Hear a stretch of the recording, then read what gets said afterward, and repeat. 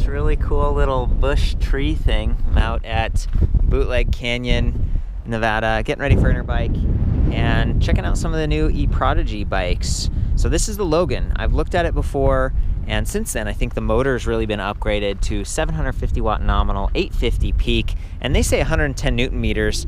It's really a custom design. It's not one that you see. It's not Bosch, it's not Yamaha or Impulse.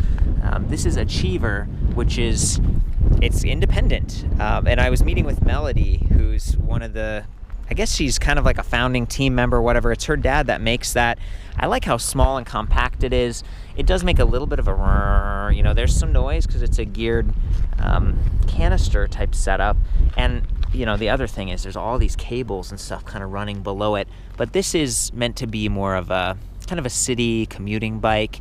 I love that they've got the rear rack bosses and everything, so you could add that. It doesn't come stock, but you do get these plastic fenders that are pretty nice. And also, the pedals aren't quite stock here. They're using the narrower Welgos, which, you know, it's decent. I like those better than the cage ones, but they tend to be a little bit shorter, so that's an area if you have big feet you might look at.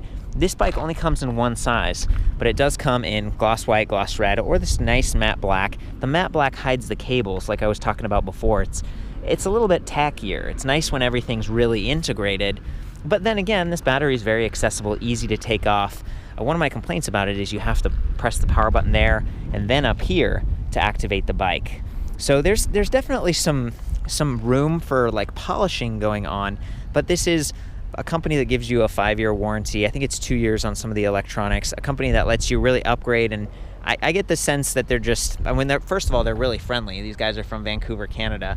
I've been seeing them around for a long time and providing my little like tweaks where it's like, you know, this is an aftermarket kickstand, but at least it has one and it's out of the way so you can kind of walk the bike backwards without colliding.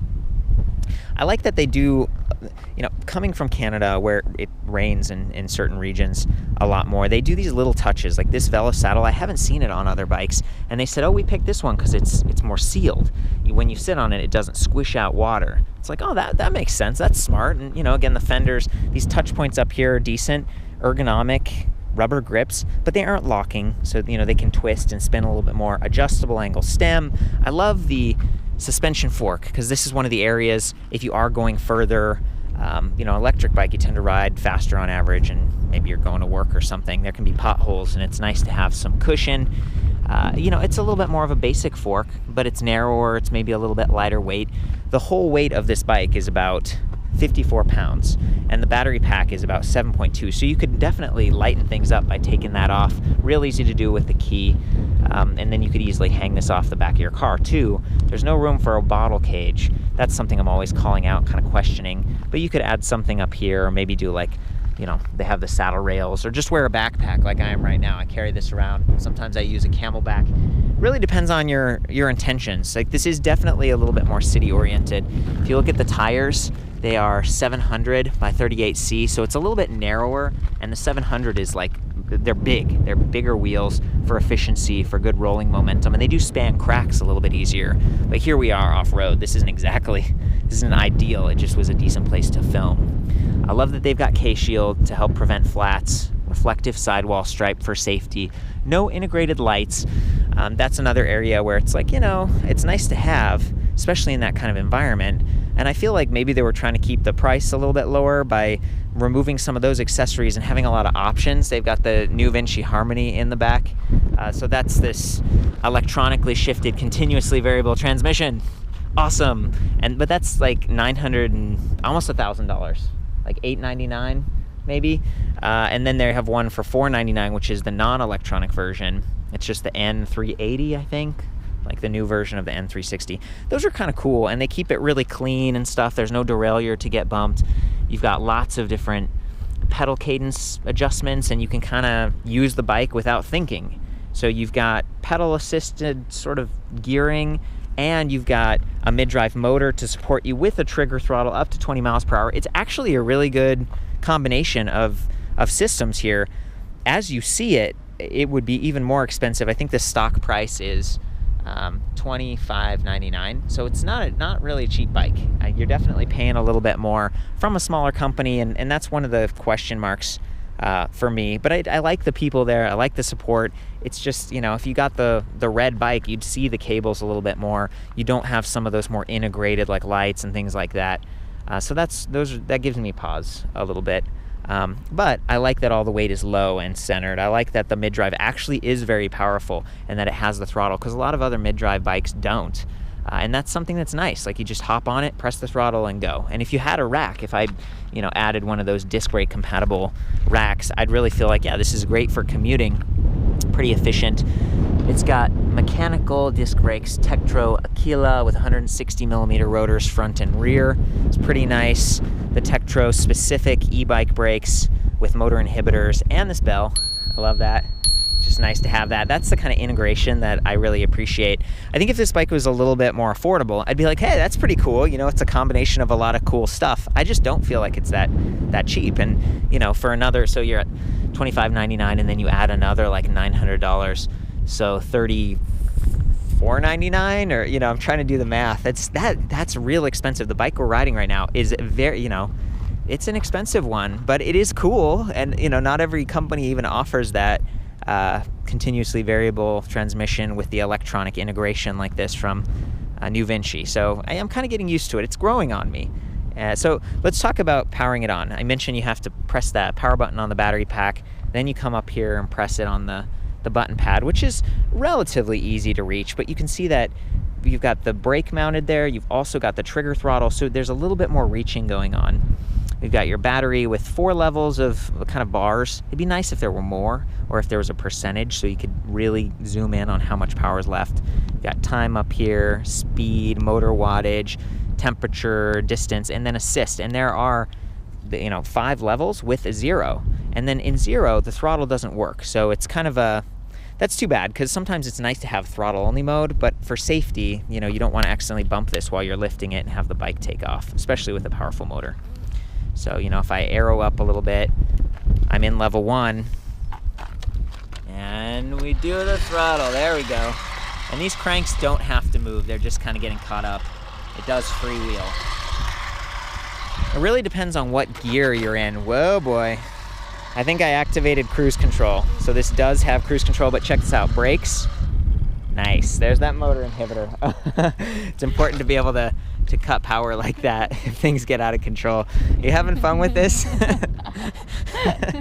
Yeah, I'm gonna go up to level 5 and see if we get even more power if it's based on the level. Sounds about the same. So if I shifted gears, then we're gonna get more or less power. Let's go down. There we go. You can hear the electronic shifting happening down there. It's pretty cool. Wow, now it really, I think it actually cut because we got up to, it says 30 miles per hour. The top speed on this is 20, of course. But yeah, I don't know. These mid-drives are kind of fun to mess around with. And that one's so compact. It doesn't hang down. It doesn't get too much in the way.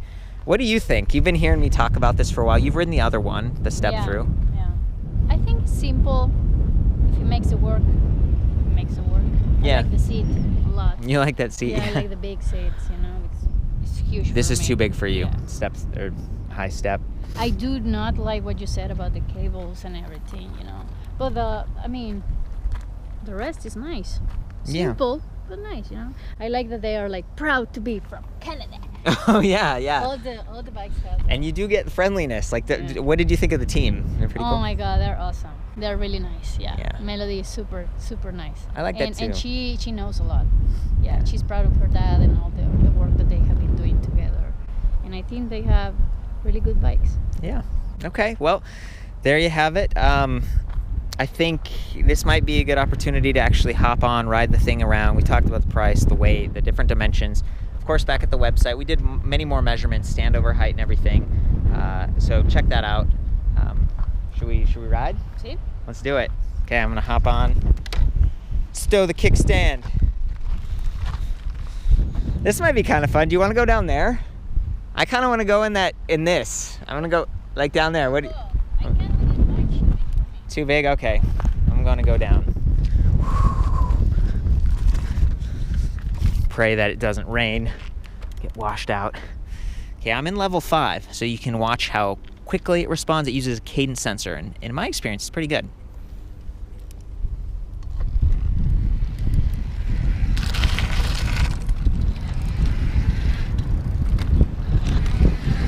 pretty good. Here's the throttle. Really going pretty fast. Oh boy, going downhill. It's a windy day. Hopefully the audio is like okay. I'm also in like one of the higher gears, so it's geared for speed right now. Might have to shift that carefully. This comes stock with a 9-speed Shimano Alivio, so just a standard cassette and derailleur. Oh boy, I have to do a multi-point turn here. Backing up was a little weird. Made some more like ticking noises than I'm used to hearing. I'm not super familiar with these continuously variable setups. Okay, here we go.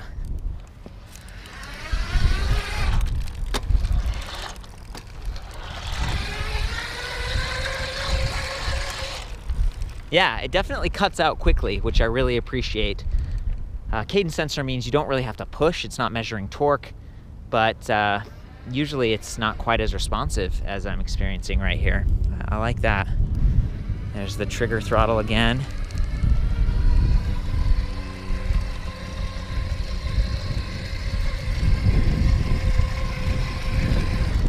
Can we climb out? Here, let's give it a try. Oh yeah, look at that.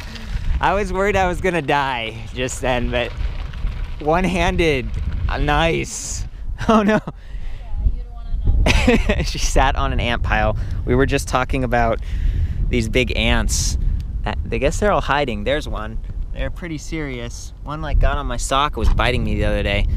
I just wanted to mention, like coming up this hill, I was able to shift gears while I was throttling it, no problem. There's no mashing, and that's because it's using the internally geared hub. Okay, so that's a pretty good reason to upgrade potentially. You can shift it standstill, so right now I'm like in this gear, now I'm in that gear. Like, you know, that's cool. That's a really neat, and I like the display. It shows a little guy like climbing a hill, like do you want it to be easy or hard? And then if you press that silver button, it goes to like, what's your cadence? So yeah, it's a neat system. It's just smooth because I don't think their motors have shift sensing. So if you had a bunch of sprockets back there and a derailleur, if you tried to do that, if you shifted, you know, anytime that motor's going, it's gonna be like, it's gonna pull, you know, 750 watts right there. So just keep that in mind. I'm gonna do some shifting like while we climb, and then again, that's the sound I was talking about.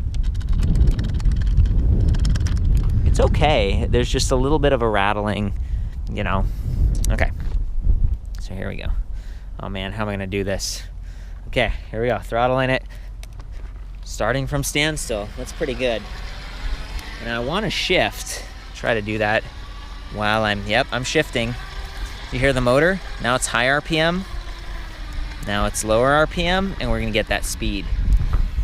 And going up, you know, up to about 10 miles per hour on that climb.